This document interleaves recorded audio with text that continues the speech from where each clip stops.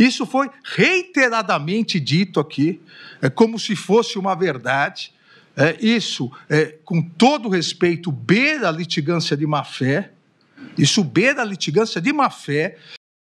E a partir de agora, analiso as preliminares, uma reiterada, mas com outros argumentos, e outras preliminares surgidas no decorrer da instrução processual penal.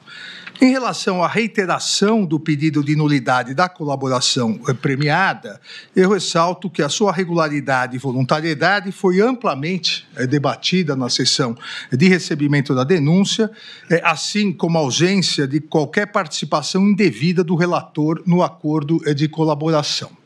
Ressalto ainda que a própria defesa do réu colaborador, em sustentação oral provida pelo doutor Jair, aqui presente, reafirmou a total voluntariedade e regularidade da colaboração premiada e afastou qualquer indício de coação.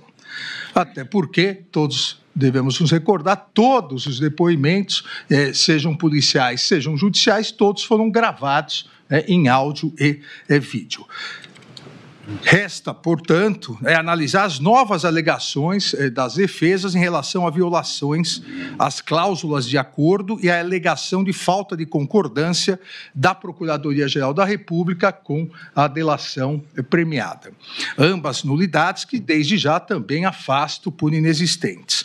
Na ADI 5508, o plenário do Supremo Tribunal Federal, em 20 de junho de 2018, ou seja, há mais de 7 anos, pacificou essa questão, definindo que a colaboração premiada não é privativa do Ministério Público.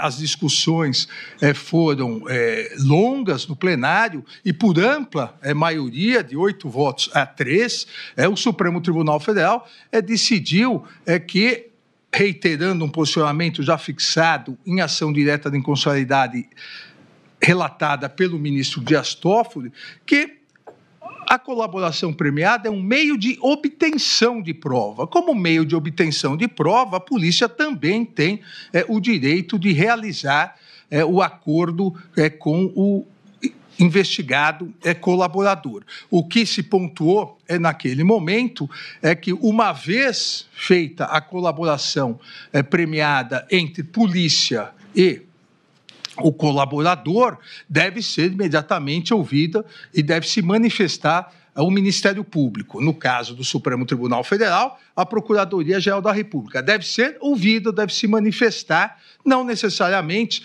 disse o Supremo Tribunal Federal, deve concordar, porque compete ao Supremo Tribunal Federal a homologação ou não da colaboração.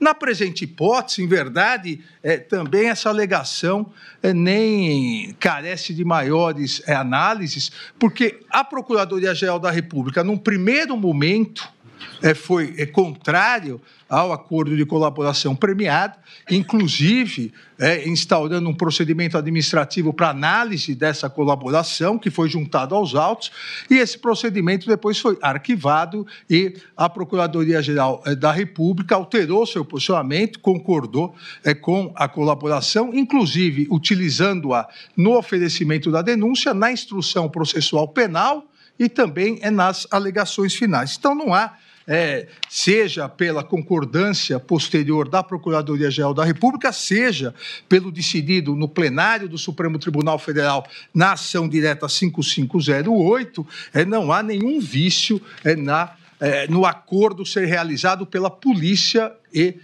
o colaborador. E, obviamente, depois homologado pelo Poder Judiciário e o titular da ação penal, no momento do oferecimento da denúncia, aí sim, seja esse meio de prova, sejam outras provas ou outros meios de prova, o titular da ação penal é que decidirá se irá ou não utilizá-la. E, no caso presente, houve essa utilização. Da mesma maneira, não deve prosperar a alegação de violação das cláusulas do acordo, inexistindo qualquer nulidade.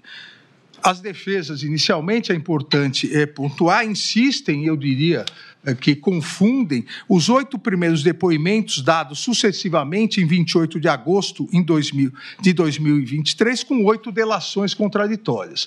Isso foi reiteradamente dito aqui, como se fosse uma verdade.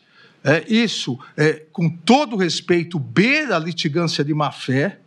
Isso beira a litigância de má-fé, dizer que os 8 primeiros depoimentos foram 8 delações contraditórias. Ou beira total desconhecimento dos autos, não leram os autos, ou beira litigância de má-fé.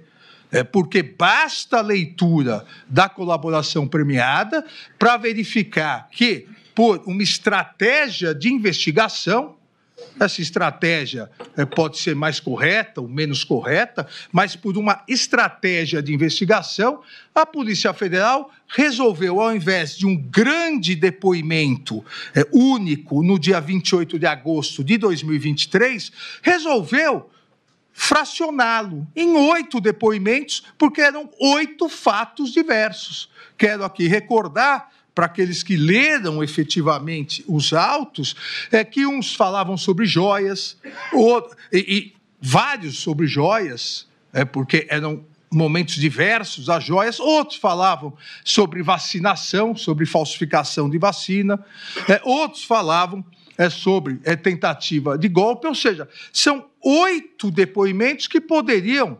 tranquilamente estar num único mega depoimento, com capítulos, mas são 8 depoimentos sobre fatos diversos, não são contraditórios e muito menos a alegação de que são 8 delações. Basta, volto a dizer, conferir os autos para verificar que os depoimentos foram sequenciais e todos no mesmo dia, dia 28 de agosto de 2023.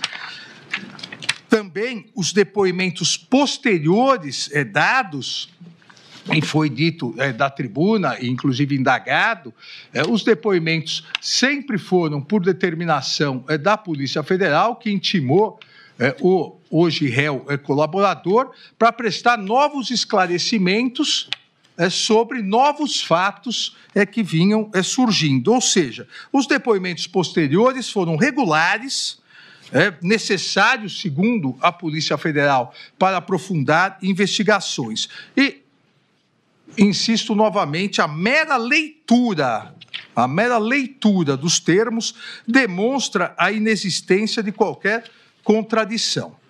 Eventuais omissões dolosas, e essa é outra alegação feita pelas defesas, eventuais omissões dolosas de informações que seriam necessárias, seja para a investigação da Polícia Federal, seja para a instrução processual, como inclusive a omissão que foi sanada na audiência judicial de 21 de novembro de 2024, eventuais omissões dolosas não acarretam a nulidade da delação, não acarretam a nulidade das informações prestadas anteriormente, mas sim exigem uma necessária análise posterior sobre a total ou parcial efetividade e, consequentemente, sobre a total ou parcial modulação ou não dos benefícios pactuados, como bem salientou o eminente Procurador-Geral da República em suas alegações finais. Então, não há nem 8, nem 9, nem 14 delações, repito, isso beira a litigância de má-fé. O que há foram depoimentos, 8 depoimentos sobre fatos diversos em uma mesma delação, até porque, como vamos verificar ao longo